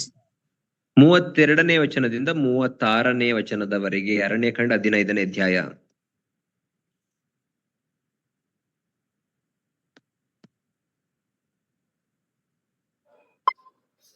ಆ ಮನುಷ್ಯನು ಯೆಹೋವನ ಮಾತನ್ನ ತಾತ್ಸಾರ ಮಾಡಿ ಆತನ ಆಜ್ಞೆಯನ್ನ ಮೀರಿದ್ದರಿಂದ ತೆಗೆದು ಹಾಕಲ್ಪಡಲೇಬೇಕು. 32ನೇ ವಚನದಿಂದ 32ರಿಂದ 36ರವರೆಗೂ. ಸಾರಿ. ಇಸ್ರಾಯೇಲರು ಅರಣ್ಯದಲ್ಲಿ ಇದ್ದಾಗ ಒಬ್ಬನು ಸಬ್ಬತ್ತಿನದಲ್ಲಿ ಕಟ್ಟಿಗೆ ಕೂಡಿಸುವುದನ್ನ ಕಂಡವರು ಅವನನ್ನ ಮೋಶೆ, ಆರೋನರ ಮತ್ತು ಸರ್ವ ಸಮೂಹದವರ ಬಳಿಗೆ ಹಿಡುಕೊಂಡು ಬಂದರು. ಅಂಥವನಿಗೆ ವಿಧಿಸಬೇಕಾದ ಶಿಕ್ಷೆಯ ವಿಷಯದಲ್ಲಿ ಆವರೆಗೂ ವಿಧಿಯೇ ಇರಲಿಲ್ಲವಾದ ಕಾರಣ ಅವರು ಅವನನ್ನ ಕಾವಲಲ್ಲಿಟ್ಟರು. ತರುವಾಯ ಯೆಹೋವನು ಆ ಮನುಷ್ಯನಿಗೆ ಮರಣ ಶಿಕ್ಷೆ ಆಗಬೇಕು. ಸರ್ವ ಸಮೂಹದವರು ಪಾಳೆಯದ ಹೊರಗೆ ಅವನನ್ನು ಕಲ್ಲೆಸೆದು ಕೊಲ್ಲಬೇಕೆಂದು ಮೋಶೆಗೆ ಆಜ್ಞಾಪಿಸಿದರು. 36. ಯೆಹೋವನು ಮೋಶೆಗೆ ಅಪ್ಪಣೆ ಕೊಟ್ಟಂತೆ ಸರ್ವ ಸಮೂಹದವರು ಆ ಮನುಷ್ಯನನ್ನ ಪಾಳೆಯದ ಹೊರಗೆ ಹಿಡುಕೊಂಡು ಹೋಗಿ ಕಲ್ಲೆಸೆದು ಕೊಂದರು. Yeah, so when the Seventh-day Adventist people talk about importance of keeping it on Saturday, Sunday is not right according to the word of God, we have to ask them how they stoned anyone to death for lighting the gas stove on Saturday. ಆದ್ದರಿಂದ seventh Day Adventist ಎಂಬಂತಹ ಪಂಗಡದವರು ಶನಿವಾರದೊತ್ತು ನಾವು ಸಬ್ಬತ್ ದಿನವನ್ನು ಆಚರಿಸಬೇಕು ಎಂಬುದಾಗಿ ಹೇಳಿದಾಗ್ಯೂ ಅವರಲ್ಲಿ ಅನೇಕರು ಸಬ್ಬತ್ ದಿನವಾದಂತಹ ಶನಿವಾರದಲ್ಲಿ ಕೆಲಸ ಮಾಡುವುದನ್ನ ನಾವು ನೋಡುತ್ತೇವೆ. ಅಂತವರಿಗೆ ನಾವು ಕೇಳಬೇಕು, ಹಾಗಾದ್ರೆ ನಿಮ್ಮಲ್ಲಿ ಶನಿವಾರ ಬೆಂಕಿ ಹಚ್ಚಿಸುವಂತಹ ಅಥವಾ ಗ್ಯಾಸ್ ಸ್ಟವ್ ಅನ್ನ ಮನೆಯಲ್ಲಿ ಉರಿಸಿದಂತಹ ಯಾರನ್ನಾದರೂ ಕಲ್ಲೆಸೆದು ಕೊಂದಿದ್ದೀರಾ ಎಂಬುದಾಗಿ ಅವರನ್ನ ಕೇಳಬೇಕು. Yeah, we see that the difference between the law. The law was very hard. It had punishment, but we are now in the age of grace, the church age. ಆದ್ದರಿಂದ ನಾವು ಇಲ್ಲಿ ಧರ್ಮಶಾಸ್ತ್ರಕ್ಕೂ ಕೃಪೆಗೂ ಇರುವಂತಹ ವ್ಯತ್ಯಾಸವನ್ನು ನಾವು ಕಾಣುತ್ತೇವೆ. ಧರ್ಮಶಾಸ್ತ್ರವು ಅದು ಅತ್ಯಂತ ಕಠಿಣವಾಗಿತ್ತು, ಅದು ಮರಣವನ್ನು ಉಂಟು ಮಾಡುವಂತದ್ದಾಗಿತ್ತು. ಆದರೆ ನಾವು ಕೃಪಾಯುಗದಲ್ಲಿ, ಅಂದರೆ ಸಭಾಯುಗದಲ್ಲಿ ಇದ್ದೇವೆ. Of course, this is not the major problem with the Seventh-day Adventists. The major false teaching is that they don't believe there is an eternal hell. They don't believe there is an eternal punishment. They believe in annihilation, that when the soul is judged by God, that person will not be there anymore. They'll be annihilated. Not at all the word of God. This is the false teaching of the Seventh-day Adventist. Seventh Day Adventist ಪಂಗಡದವರು ಆಚರಿಸುವಂಥದ್ದು ಕೇವಲ ಇದೊಂದು ಮಾತ್ರವಲ್ಲ, ಸಬ್ಬತ್ ದಿನವನ್ನು ಆಚರಿಸುವಂಥದ್ದು ಮಾತ್ರವಲ್ಲ, ಆದರೆ ಅದಕ್ಕಿಂತ ದೊಡ್ಡದಾದಂತಹ ಇನ್ನೊಂದು ತಪ್ಪಾದಂತಹ ಸುಳ್ಳು ಬೋಧನೆಯನ್ನು ಅವರು ಹಿಂಬಾಲಿಸುವವರಾಗಿದ್ದಾರೆ. ಅದೇನೆಂದರೆ, ಒಬ್ಬ ವಿಶ್ವಾಸಿಯ ಆತ್ಮವು ಅದು ನ್ಯಾಯ ತೀರ್ಪಿಗೆ ಒಳಪಟ್ಟ ನಂತರ ಯಾವ ಅದು ಕ್ಲಾರಿಫೈ ಮಾಡ್ತೇನೆ, ವಿಶ್ವಾಸಿಗಳಲ್ಲ ಅವಿಶ್ವಾಸಿಗಳಿಗೆ ನ್ಯಾಯ ತೀರ್ಪಾಗುವಾಗ, ಬೆಳ್ಳಿ ಸಿಂಹಾಸನದ ಮೇಲೆ ನ್ಯಾಯ ತೀರ್ಪಾಗುವಾಗ ಅವರು ಸುಟ್ಟು ಬೂದಿಯಾಗಿ ಹೋಗ್ತಾನೆ. They will be ashes. They take a verse from Malachi and say that they will never be there. They will be done away. They will become ash. There is no eternal lake of fire. That is what they teach. ಅವಿಶ್ವಾಸಿಗಳು, ಕ್ರಿಸ್ತ ನಂಬಿಕೆ ಇಲ್ಲದಂತವರಿಗೆ ನ್ಯಾಯ ತೀರ್ಪಾಗುವಾಗ ಮಹಾಬಿಳಿ ಸಿಂಹಾಸನದ ಮುಂದೆ ಅವರ ಆತ್ಮಗಳು ಯಾವ ನರಕಕ್ಕೂ ಹೋಗುವುದಿಲ್ಲ, ನರಕವೆಂಬುದೇ ಇಲ್ಲ. ಬದಲಾಗಿ ದೇವರು ಅವರನ್ನು ಸುಟ್ಟು ಭಸ್ಮ ಮಾಡಿಬಿಡುತ್ತಾನೆ. ಅವರು ಇನ್ನೆಂದಿಗೂ ಇಲ್ಲದವರಾಗಿ ಹೋಗುತ್ತಾರೆ ಎಂಬುದಾಗಿ ಅವರು ನಂಬುತ್ತಾರೆ. ಅದನ್ನ ಮಲಾಕಿಯವರಿಗೆ ಬರೆದ ಪತ್ರಿಕೆಯಿಂದ ಒಂದು ವಚನವನ್ನ ತೋರಿಸಿ ಇದನ್ನ ಅವರು ಆಧಾರವಾಗಿ ಹೇಳುತ್ತಾರೆ. The word of God is very clear about there is an eternal conscious punishment for the unbelievers. ಆದರೆ ದೇವರ ವಾಕ್ಯ ಸ್ಪಷ್ಟವಾಗಿ ಹೇಳುವಂತದ್ದಾಗಿದೆ, ಏನೆಂದ್ರೆ ಅವಿಶ್ವಾಸಿಗೆ ಅಥವಾ ಕ್ರಿಸ್ತ ನಂಬಿಕೆ ಇಲ್ಲದವನಿಗೆ ಶಾಶ್ವತವಾದಂತಹ ಮರಣ ಅಥವಾ ಶಾಶ್ವತವಾಗಿ ಆತನು ಅನುಭವಿಸಲು ಸಾಧ್ಯವಾದಂತಹ ತನ್ನ ಜ್ಞಾನದಿಂದ ಅನುಭವಿಸುವಂತಹ ನಿತ್ಯದ ಮರಣ ಮತ್ತು ನರಕ ಉಂಟು ಎಂಬುದಾಗಿ ಅಲ್ಲಿ ದೇವರ ವಾಕ್ಯ ಸ್ಪಷ್ಟವಾಗಿ ಹೇಳುತ್ತದೆ. This cult was started by a woman called Ellen G. White. ಈ ಸೆವೆಂತ್ ಡೇ ಅಡ್ವೆಂಟಿಸ್ಟ್ ಎಂಬಂತಹ ಈ ಒಂದು ಪಂಗಡ ಉಂಟಾದಂಥದ್ದು ಎಲೆನ್ ಜಿ ವೈಟ್ ಎಂಬಂತಹ ಒಂದು ಮಹಿಳೆಯ ಮೂಲಕ. She was a self-proclaimed prophetess, and that group is there all over the world now, and it is a false cult. ಆಕೆಯು ತನ್ನನ್ನು ತಾನೇ ಒಬ್ಬ ಪ್ರವಾದಿನಿ ಎಂಬುದಾಗಿ ಹೇಳಿಕೊಳ್ಳುತ್ತಿದ್ದಂಥದ್ದವಳು. ಆ ಒಂದು ಪಂಗಡ ಮತ್ತು ಆ ಒಂದು ಗುಂಪು ಇಂದು ಪ್ರಪಂಚದಾದ್ಯಂತ ಹಬ್ಬಿಕೊಂಡಿರುವುದನ್ನು ನಾವು ಕಾಣುತ್ತೇವೆ. All these verses we studied about this chapter, about the Sabbath, it shows very expressly that the children of Israel, not the church, are given this command. ಈ ಎಲ್ಲ ಸಬ್ಬತ್ ದಿನದ ಕುರಿತಾಗಿ ಓದುವಂತಹ ವಾಕ್ಯ ಭಾಗಗಳನ್ನು ನೋಡುವಾಗ ಸಬ್ಬತ್ ಎಂಬಂಥದ್ದು ಅದು ಕೇವಲ ಇಸ್ರಾಯೇಲರಿಗೆ ಮಾತ್ರ ನೇಮಿಸಲ್ಪಟ್ಟಂತದ್ದು, ವಿಶ್ವಾಸಿಗಳಿಗಾಗಿ ಅಲ್ಲ. Israelites are God's earthly people belonging to the first creation. ಇಸ್ರಾಯೇಲರು ದೇವರ ಭೂಲೋಕದ ಜನರಾಗಿದ್ದಾರೆ ಅಥವಾ ಆತನ ಪ್ರಜೆಗಳಾಗಿದ್ದಾರೆ, ಭೂಲೋಕದ ಪ್ರಜೆಗಳು. They belong to the first creation. ಅವರು ಮೊದಲನೇ ಹೊಸ ಸೃಷ್ಟಿಗೆ ಅವರು ಸೇರಿದವರಾಗಿದ್ದಾರೆ. ಮೊದಲನೇ ಸೃಷ್ಟಿಗೆ ಅವರು ಸೇರಿದವರಾಗಿದ್ದಾರೆ. The church is a new creation. We are a heavenly people who are given a new day to observe. ಸಭೆ ಎಂಬಂಥದ್ದು ಅದು ನೂತನ ಸೃಷ್ಟಿಯಾಗಿದೆ, ಅದು ಪರಲೋಕಕ್ಕೆ ಸಂಬಂಧಪಟ್ಟಂತದ್ದು. ಆದ್ದರಿಂದ ಅವರಿಗೆ ಆತನ ಭೋಜನವನ್ನು ಆಚರಿಸಲಿಕ್ಕಾಗಿ ಹೊಸ ದಿನವು ಕೊಡಲ್ಪಟ್ಟಿದೆ. Of course, all days are equal before God, but there is something about the Lord's day, the resurrection day. ಹೌದು, ದೇವರ ಮುಂದೆ ಎಲ್ಲಾ ದಿನವೂ ಒಂದೇ ಆಗಿದ್ದರೂ ಸಹ ಪುನರುತ್ಥಾನದ ದಿನ ಅಥವಾ ಕರ್ತನ ದಿನ ಅದು ವಿಶೇಷವಾದದ್ದು. ಯಾಕಂದ್ರೆ ಆ ದಿನದಲ್ಲಿ ನಮ್ಮ ಕರ್ತನು ಪುನರುತ್ಥಾನವಾದನು. When you look at the 10 commandments, ನಾವು ದಶಾಜ್ಞೆಗಳನ್ನು ನೋಡುವಾಗ which was given to Israel, ಇಸ್ರಾಯೇಲರಿಗೆ ಕೊಡಲ್ಪಟ್ಟಿತ್ತು. out of the 10 commandments, 9 commandments all are repeated in the New Testament. ಆ ದಶಾಜ್ಞೆಗಳಲ್ಲಿ 9 ಆಜ್ಞೆಗಳು ಹೊಸ ಒಡಂಬಡಿಕೆಗೆ ಪುನರುಚ್ಚರಿಸಲ್ಪಟ್ಟಿರುವುದನ್ನು ನಾವು ಕಾಣುತ್ತೇವೆ. So all those apply to us as New Testament believers. ಹೊಸ ಒಡಂಬಡಿಕೆಯ ವಿಶ್ವಾಸಿಗಳಂತ ನಮಗೂ ಸಹ ಆ ಎಲ್ಲ 9 ಆಜ್ಞೆಗಳು ಅನ್ವಯಿಸುವಂತವುಗಳಾಗಿವೆ. There's only one God. ಆ ಒಬ್ಬನೇ ದೇವರು. We should not bow down to any idols. ಬೇರೆ ಯಾವ ಮೂರ್ತಿಗಾಗಲಿ ಚಿತ್ರಕ್ಕಾಗಲಿ ನೀನು ಅಡ್ಡ ಬೀಳಬಾರದು. Don't take God's name in vain. ದೇವರ ಹೆಸರನ್ನ ಅಯೋಗ್ಯ ಕಾರ್ಯಗಳಿಗೆ ಎತ್ತಬಾರದು. Honor your father and mother. ನಿನ್ನ ತಂದೆ ತಾಯಿಗಳನ್ನ ಸನ್ಮಾನಿಸಬೇಕು. No murder, no adultery.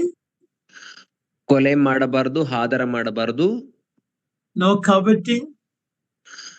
ಮತ್ತು ದುರಾಶೆ ಪಡಬಾರದು. No false witnessing. ಮತ್ತು ಸುಳ್ಳು ಸಾಕ್ಷಿ ಹೇಳಬಾರದು. All these teachings we see in the New Testament. ಈ ಎಲ್ಲ ಬೋಧನೆಗಳನ್ನ ನಾವು ಹೊಸ ಒಡಂಬಡಿಕೆಯಲ್ಲಿಯೂ ಸಹ ಓದುತ್ತೇವೆ. In the gospel accounts, we see the Pharisees and the religious people, they accused Jesus of trying to find fault in him for breaking the Sabbath. ಈ ಎಲ್ಲ ಮತ್ತು ಸುವಾರ್ಥ ಪುಸ್ತಕಗಳನ್ನ ಓದುತ್ತೇವೆ ಏನಂದರೆ ಫರಿಸಾಯರು ಮತ್ತು ಸದ್ದುಕಾಯರು ಯೇಸು ಕ್ರಿಸ್ತನು ಸಬ್ಬತ್ ದಿನವನ್ನ ಅಲಕ್ಷ್ಯ ಮಾಡುತ್ತಾನೆ ಎಂಬುದಾಗಿ, ಸಬ್ಬತ್ ದಿನವನ್ನ ಮುರಿಯುತ್ತಾನೆ ಎಂಬುದಾಗಿ ಆತನ ಮೇಲೆ ತಪ್ಪು ಹೊರಿಸುವುದನ್ನು ನೋಡುತ್ತೇವೆ. Other than the gospel accounts of this, they are trying to find fault with Jesus. There's only one reference in the New Testament in the epistles, that is Colossians 2:16 and 17. We will read that. ನಾವು ಸುವಾರ್ಥ ಪುಸ್ತಕಗಳಲ್ಲಿ ಮಾತ್ರವಲ್ಲದೆ ಪತ್ರಿಕೆಗಳಲ್ಲಿಯೂ ಸಹ ಕೊಲೋಸ್ಯಯವರಿಗೆ ಬರೆದ ಪತ್ರಿಕೆ 2ನೇ ಅಧ್ಯಾಯ 15 ಮತ್ತು 16ನೇ ವಚನದಲ್ಲಿ ನಾವು ಅಲ್ಲಿ ಅವರು ಯೇಸು ಕ್ರಿಸ್ತನ ಮೇಲೆ ಇನ್ನೊಂದು ತಪ್ಪು ಹೊರಿಸಿದರು ಎಂಬುದಾಗಿ ಅಲ್ಲಿ ಓದುತ್ತೇವೆ. No. Please listen. In the epistles, the teaching books, there is only one reference about the Sabbath. ಆದ್ರೆ ಪತ್ರಿಕೆಯ ಪುಸ್ತಕಗಳಲ್ಲಿ ನಾವು ನೋಡುವಾಗ ಕೇವಲ ಒಂದು ಕಡೆ ಮಾತ್ರ ನಾವು ಸಬ್ಬತ್ ದಿನದ ಕುರಿತಾಗಿ ಕೊಟ್ಟಲ್ಪಟ್ಟಿರುವುದನ್ನು ಓದುತ್ತೇವೆ. Let's read Colossians chapter 2 verse 16. ಕೊಲೋಸ್ಯಯವರಿಗೆ ಬರೆದ ಪತ್ರಿಕೆ 2ನೇ ಅಧ್ಯಾಯ 16ನೇ ವಚನವನ್ನು ಓದಿರಿ. ಹೀಗಿರುವುದರಿಂದ ತಿಂದು ಕುಡಿಯುವ ವಿಷಯದಲ್ಲಿಯೂ ಹಬ್ಬ, ಅಮಾವಾಸ್ಯೆ, ಸಬ್ಬತ್ ಎಂಬುವುಗಳ ವಿಷಯದಲ್ಲಿಯೂ ನಿಮ್ಮನ್ನ ದೋಷಿಗಳೆಂದು ಯಾರು ಎಣಿಸಬಾರದು. So Paul is teaching about the don't keep these days and all of this, including the Sabbath. ಇಲ್ಲಿ ಪೌಲನು ಹೇಳುತ್ತಿದ್ದಾನೆ, ನೀವು ಹಬ್ಬ, ಅಮಾವಾಸ್ಯೆ, ಸಬ್ಬತ್ತು ಎಂಬ ವಿಷಯಗಳ ಕುರಿತಾಗಿ ಇವನ್ನ ಆಚರಿಸಬಾರದು ಎಂಬುದಾಗಿ ಅವರನ್ನ ಹೇಳುತ್ತಿದ್ದಾನೆ. Now look at verse 17 and see what is the reason. ಅದಕ್ಕೆ ಕಾರಣ ಏನು ಎಂಬುದನ್ನು ನಾವು 17ನೇ ವಚನದಲ್ಲಿ ಓದುತ್ತೇವೆ. ಮುಂದೆ ಓದಿರಿ.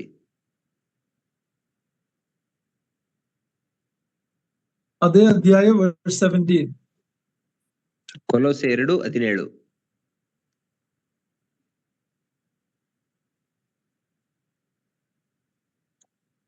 ಇವು ಮುಂದೆ ಬರಬೇಕಾಗಿದ್ದ ಕಾರ್ಯಗಳ ಛಾಯೆಯಾಗಿವೆ, ಇವುಗಳ ನಿಜ ಸ್ವರೂಪವು ಕ್ರಿಸ್ತನೇ. All this law keeping, all this Sabbath keeping is all only was a shadow, and Christ is the reality of it. ಧರ್ಮಶಾಸ್ತ್ರದ ಆಜ್ಞೆಗಳು ಮತ್ತು ಸಬ್ಬತ್ ಎಂಬಂತದ್ದು ಅದು ಮುಂದೆ ಬರಬೇಕಾಗಿದ್ದ ಯೇಸು ಕ್ರಿಸ್ತನ ಛಾಯೆಯಾಗಿತ್ತು. So we are not under the law, but we are in Christ in the age of grace. ಆದ್ದರಿಂದ ನಾವು ಈಗ ಧರ್ಮಶಾಸ್ತ್ರದ ಅಡಿಯಲ್ಲಿ ಇಲ್ಲ, ಬದಲಾಗಿ ಕೃಪಾಯುಗದಲ್ಲಿ ನಾವು ಯೇಸು ಕ್ರಿಸ್ತನ ದಿನಗಳಲ್ಲಿದ್ದೇವೆ, ಸಭಾಯುಗದಲ್ಲಿದ್ದೇವೆ. The law was good, but man is not able to keep the law because man is a sinner. ಧರ್ಮಶಾಸ್ತ್ರವು ಒಳ್ಳೆಯದಾಗಿತ್ತು, ಆದರೆ ಮಾನವನು ಪಾಪಿಯಾದ ಕಾರಣ ಆ ಧರ್ಮಶಾಸ್ತ್ರದ ಎಲ್ಲಾ ನಿಯಮಗಳನ್ನ ಕೈಕೊಳ್ಳಲು ಸಾಧ್ಯವಾಗಲಿಲ್ಲ. Jesus Christ came and fulfilled all the laws, and he came full of grace and truth. ಯೇಸು ಕ್ರಿಸ್ತನು ಬಂದನು, ಆತನು ಧರ್ಮಶಾಸ್ತ್ರದ ಎಲ್ಲಾ ಆಜ್ಞೆಗಳನ್ನ ಕೈಕೊಂಡು ನಡೆದನು. ಆತನು ಸತ್ಯದಿಂದಲೂ ಪ್ರೀತಿಯಿಂದಲೂ ಮತ್ತು ಕೃಪೆಯಿಂದಲೂ ತುಂಬಿದವನಾಗಿದ್ದನು. So we are set free from the hardship of the law, and we are set free to be in Christ, not under the law. ಆದ್ದರಿಂದ ನಾವು ಈ ಕಠಿಣವಾದಂತಹ ಧರ್ಮಶಾಸ್ತ್ರದ ಆ ನಿಯಮದಿಂದ ಬಿಡುಗಡೆ ಹೊಂದಲ್ಪಟ್ಟಿದ್ದೇವೆ. ಈಗ ನಾವು ನಮ್ಮ ಕರ್ತನಂತ ಯೇಸು ಕ್ರಿಸ್ತನ ಅಧೀನದಲ್ಲಿದ್ದೇವೆ. We are in Christ and Christ is in us. ನಾವು ಕ್ರಿಸ್ತನಲ್ಲಿದ್ದೇವೆ, ಕ್ರಿಸ್ತನು ನಮ್ಮಲ್ಲಿದ್ದಾನೆ. Israel is the earthly people, we are the heavenly people of God. ಇಸ್ರಾಯೇಲರು ಭೂಲೋಕದ ದೇವಜನರು, ಆದರೆ ನಾವು ಅದರ ಪರಲೋಕದ ದೇವಜನರಾಗಿದ್ದೇವೆ. I took a little extra time in explaining this because it's very important to know these things.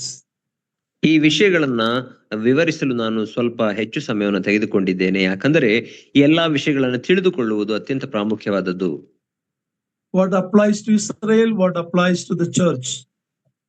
ಇಸ್ರಾಯೇಲರಿಗೆ ಯಾವುದು ಅನ್ವಯಿಸುತ್ತದೋ ಅದು ಸಭೆಗೂ ಸಹ ಅನ್ವಯಿಸುವಂತದ್ದಾಗಿದೆ. I'm going to close here. In the first part of the chapter, we looked at gifted men used for the work of the tabernacle. ನಾನು ಇಲ್ಲಿಗೆ ನನ್ನ ಮಾತುಗಳನ್ನ ಮುಗಿಸುತ್ತೇನೆ. 31ನೇ ಅಧ್ಯಾಯದ ಮೊದಲನೆಯ ಭಾಗದಲ್ಲಿ ದೇವರ ಆತ್ಮನಿಂದ ತುಂಬಿಸಲ್ಪಟ್ಟಂತಹ ವರಗಳಿಂದ ಜ್ಞಾನದಿಂದ ತುಂಬಿಸಲ್ಪಟ್ಟಂತಹ ವ್ಯಕ್ತಿಗಳ ಕುರಿತಾಗಿ ನೋಡಿಕೊಂಡೆವು. And we in the church also gifted. Let us use our God-given gifts for the building of the local church, whether whether our name is known or not. God will reward you one day. ನಮಗೂ ಸಹ ದೇವರು ಅನೇಕ ಆತ್ಮಿಕ ವರಗಳನ್ನು ಕೊಟ್ಟಿರುತ್ತಾನೆ. ಅದನ್ನ ನಾವು ಸ್ಥಳೀಯ ಸಭೆಯ ಅಭಿವೃದ್ಧಿಗಾಗಿ ನಾವು ಉಪಯೋಗಿಸೋಣ. ನಮ್ಮ ಹೆಸರನ್ನ ಕರೆಯಲಿ ಅಥವಾ ನಮ್ಮನ್ನ ಗುರುತಿಸದಿಲ್ಲದೆ ಹೋದರೂ ಒಂದು ದಿನದಲ್ಲಿ ಕರ್ತನು ನಮಗೆ ಬಿರುದನ್ನ, ನಮಗೆ ಪ್ರತಿಫಲವನ್ನು ಕೊಡುವ ಆತನಾಗಿರುತ್ತಾನೆ. The second part we saw Sabbath was given to Israel, not for the church. ಎರಡನೆಯ ಭಾಗದಲ್ಲಿ 31ನೇ ಅಧ್ಯಾಯದ ಎರಡನೇ ಭಾಗದಲ್ಲಿ ನಾವು ನೋಡಿಕೊಂಡೇವೇನೆಂದರೆ ಸಬ್ಬತ್ ಎಂಬಂಥದ್ದು ಅದು ಇಸ್ರಾಯೇಲರಿಗೆ ಕೊಡಲ್ಪಟ್ಟದ್ದು, ವಿಶ್ವಾಸಿಗಳಿಗಲ್ಲ. May the Lord help these studies, and Lord willing we will continue next week. ದೇವರು ಈ ಅಧ್ಯಯನವನ್ನ ಆಶೀರ್ವದಿಸಲಿ. ದೇವರ ಚಿತ್ತ ಇರುವುದಾದರೆ ಮುಂದಿನ ವಾರ ನಾವು ಮುಂದುವರಿಸೋಣ.